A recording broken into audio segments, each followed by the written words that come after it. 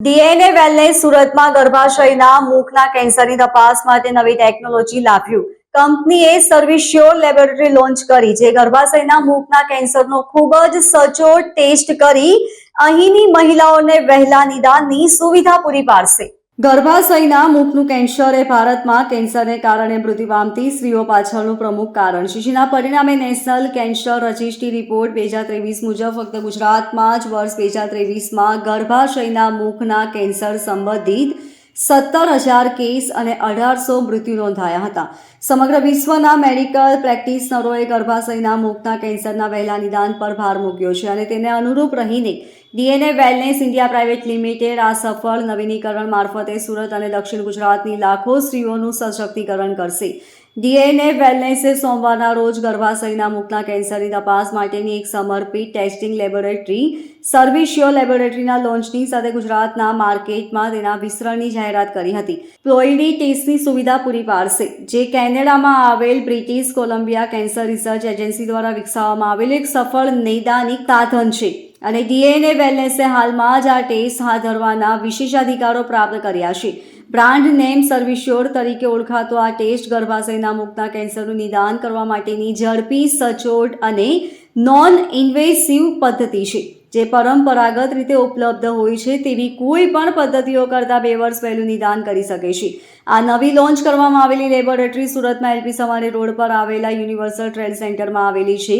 શહેરની મધ્યમાં આવેલી આ લેબોરેટરી અલ્ટ્રા મોડર્ન ટેકનોલોજીથી સજ્જ છે, જે સર્વિસ્યોર ટેસ્ટ હાથ ધરવા માટે ખૂબ જ પાત્ર સ્ટાફના સભ્યો ધરાવે છે. અમદાવાદ, વડોદરા, રાજકોટ બાદ દક્ષિણ ગુજરાતના પ્રદેશના દર્દીઓની જરૂરિયાત પૂરી કરવા માટે સુરત પર પસંદગી ઉતારવામાં આવી છે.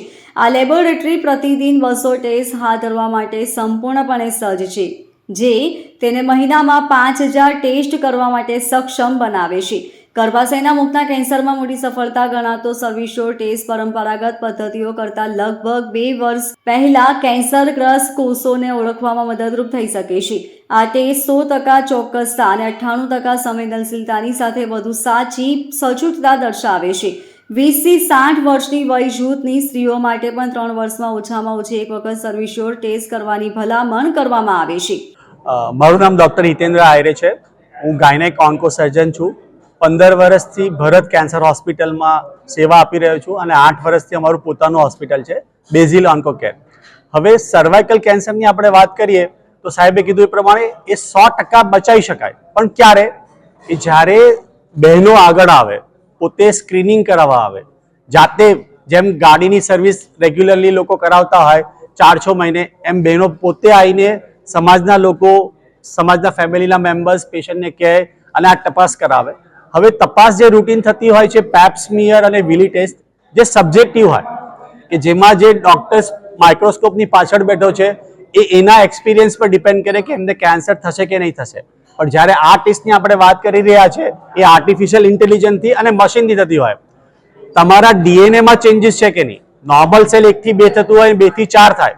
કેન્સરમાં બહુ ફાસ્ટ થતું હોય, તો એવા સેલને તમે તરત જ પકડી લો તો કેન્સર થવાના 2 વર્ષ પહેલાં જ ખબર પડી જાય અને આપણે કેન્સરને 100% રોકી શકાય.